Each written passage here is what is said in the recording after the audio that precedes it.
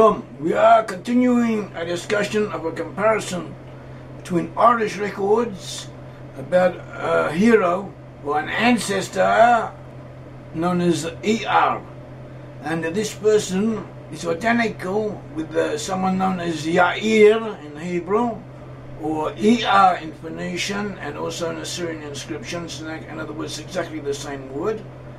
And the details that we find in the Irish records are parallel by those we find in the biblical and archaeological ones.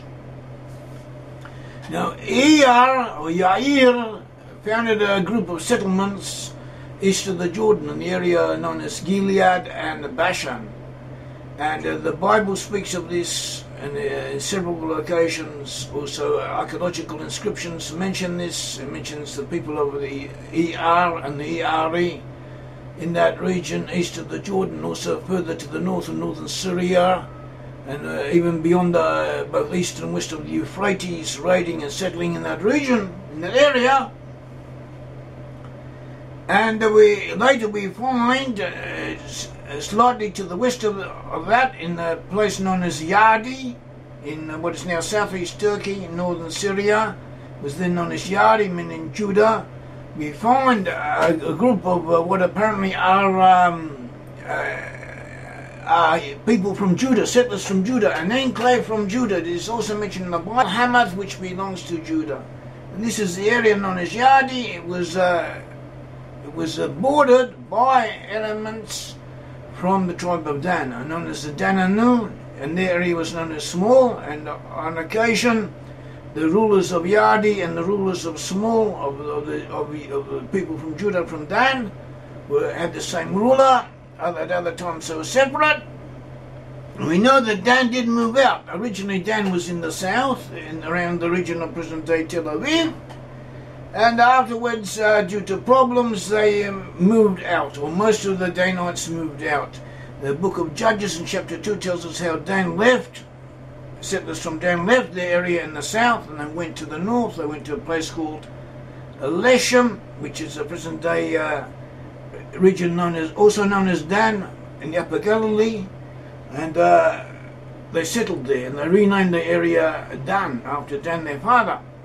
And then again we are told in Judges chapters 18 and 19 how another group of Danites also left the south and went to the north, went to an area called Laish, conquered it and renamed it Dan after Dan, their father. Now this second area, Laish, is the same as Laiasu, which in effect was the region of Hamath and of Small, and of this region adjoining the Davidiy. And there they were known as Dananu, according to Assyrian inscriptions. At some stage apparently they also conquered the isle of Cyprus and settled there, because later in late Assyrian times we find the island of Cyprus referred to as Idana, meaning the Isle of Dan. And apparently it could well be that people from the Dananu had conquered Cyprus. And Cyprus does, archaeological records of Cyprus do show evidence of Phoenician and Israelite settlement, and some of the archaeological structures on Cyprus are paralleled only by those found in Samaria of Israel. It is another subject. At the moment we are talking concerning the Eire. So as we said, the Eire apparently were to be found in Davidiy at a later stage. And in Davidiy, the ruling house was known as the House of Geber, or Geber. And we find a mention of this family, Geber. We find a mention of it in the Bible.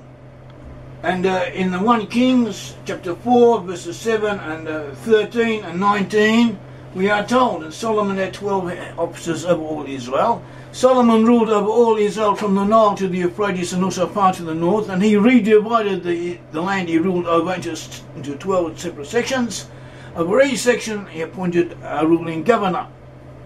And the names of these governors are given in the book of Kings, 1 Kings chapter 4, and we are told that in the sons of Geber, or the son of Geber in Ramoth Gilead, in other words in Gilead, to the east of the Jordan, between the towns of Yair, the son of Manasseh, which are in Gilead. So here we find a connection between Yair, the son of Manasseh, and Geber.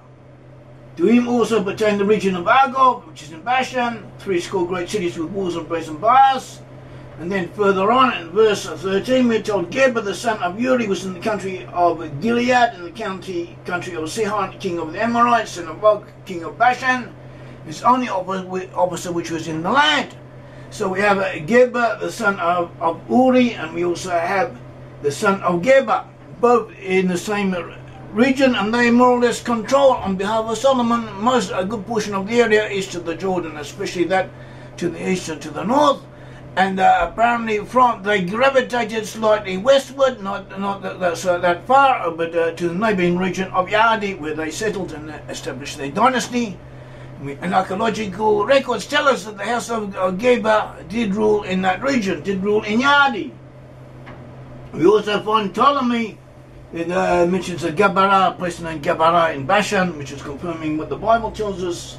Incidentally, Ptolemy mentions other areas in this region reaching from the Nile to the Euphrates with the names of Israelite tribes, proving that Israelites did indeed rule over that area and settled there, as the Bible tells us they did. We have the places known as Rahabani, which is another name for Reuben, the Masani, another name for Manasseh, the Kokabani, the sons of Korki, son of Gad.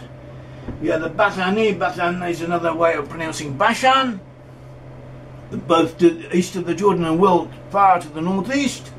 And we also have Chalibonatis from the Caleb of Judah in the north, and the cities of Belginia and Belagia from Belag of Benjamin.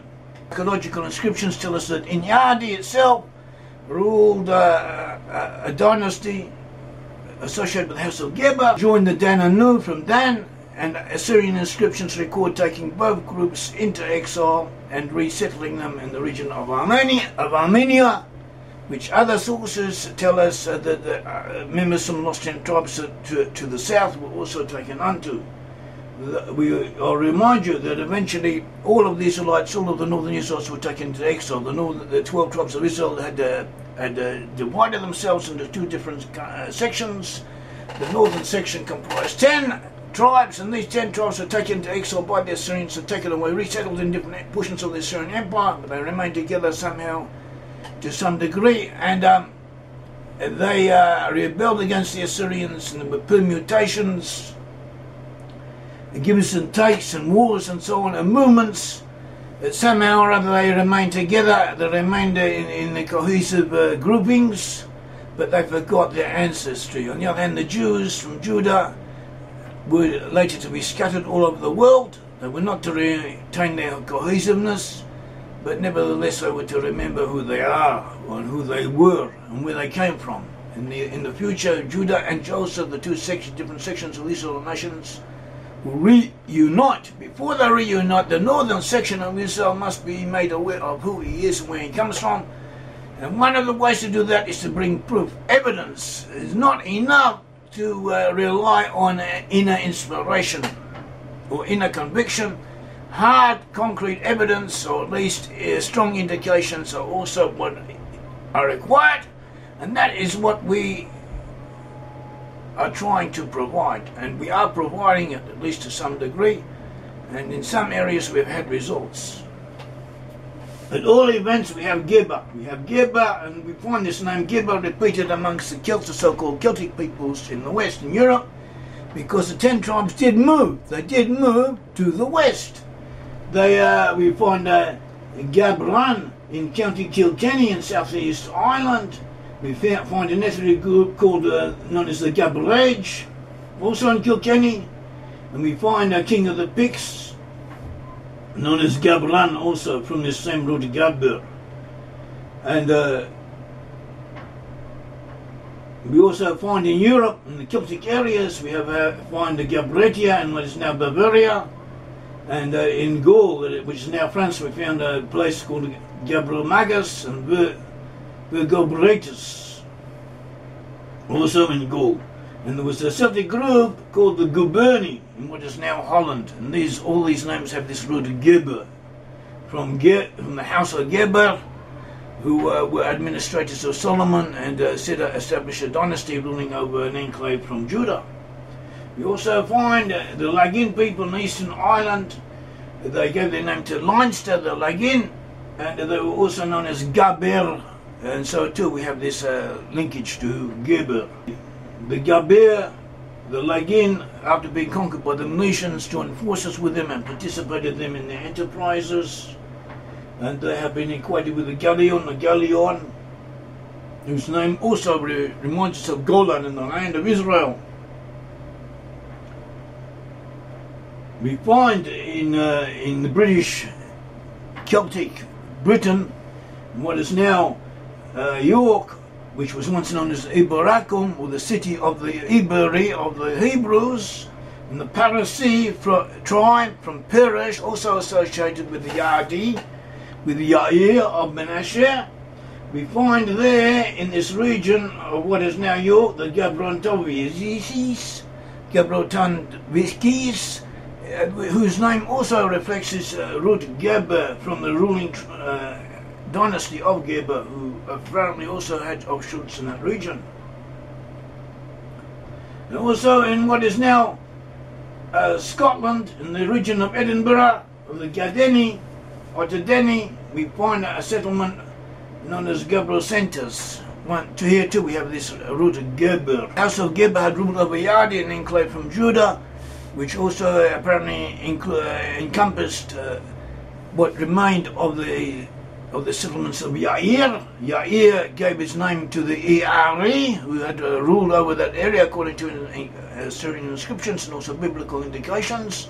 It was later to be called in Irish tradition as an ancestor of some of the people who settled in Ireland. We have names in Irish tradition and Irish Norman toponymy recalling the presence of Yair. We have the people known as the Irin, also known as the Irin or Iverni or Iberni, and there's the Ostreg in southwest Ireland, and they both regarded the Eire as their forefather. And they were related, these Irin, who regarded Eire as their forefather, were related to the Ulaid and the Darini who lived in Ulster. Also we find the same name in Scotland, the Eire, and place names of Scotland. The French historian Henry Hubert, in 1934, he wrote important books on the history of the Celtic peoples. He was a well-known expert in his time, and he gave his opinion that this name, Eire, both in Ireland and Scotland, this place name Eire in Scotland, or where it is found as a component portion of place names, they all reflected the same original ancestral figure who were common to both. And on Ogham inscriptions, we have Maki Eire, in other words, the sons of Eire recalled. So they were. So this was known. Thomas Francis O'Rahilly, a great, probably the most important history of the ancient Irish and of Irish clans. He believed that the Irin, who were apparently one of the offshoots of Eire, that they belonged to the Belgae and that they had originally come from Brit-Am. And there's also a connection to Dan. We find the Geber, the people known as Geber, whose name was linked to Geber. We find them linked to the Lagin people in Leinster in Eastern Ireland, and these have been identified with the Dumnoney, people known as the Dumnoney, also known in southwest England and in Scotland. And those in southwest England lived in an area otherwise known as Danonia, which relates them to the tribe of Dan. And this could come back. This could reflect back on the Leinster, where the Geber were to be found, because Leinster was later settled by Danes, Viking Danes from Denmark, and they too were from the tribe of Dan. And we often find that the groups from the same tribes tended to converge in the same areas, as if as if brought together by an instinctive urge to reconnect or to go to the same places. And we see this as a sign of divine providence. It happens time after time again, and we find traces of it over and over again in the course of our studies. So that in some versions of concerning the ancestry of the Irish, Yair Banel, whose name is another form of Yair, was part of the Tuatha De Danann. So this too reflects upon a Danish or a connection to the tribe of Dan. The Tuatha De Danann have a name meaning the people of Dan, or of Dana. Dan and Dana have the same name. They too settled in Ireland at some stage, and they too were from the tribe of Dan. And we saw how in Yardi, in the enclave of Judah in southeast Turkey, that they were bordered, they were adjoined by a group from Dan. So there, and that they also were exiled about the same time and taken to the same area by the Assyrians.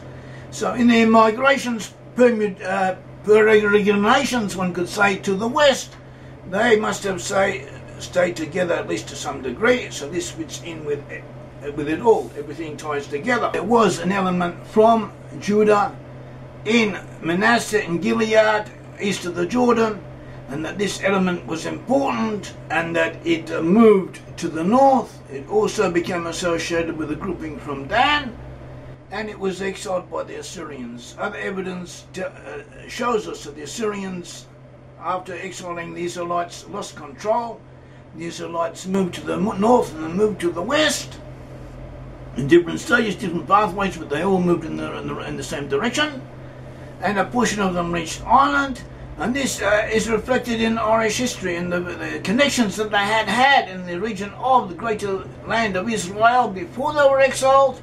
They retained them to some degree, and Irish traditions record this in their own way, or what we can reconstruct from the settlement patterns in Ireland and in the British Isles reflects what happened then, or what was recorded. Also should note that even though Yair was known as Yair of Manasseh, he was, or at least one of the personages who gave rise to the Eire, was actually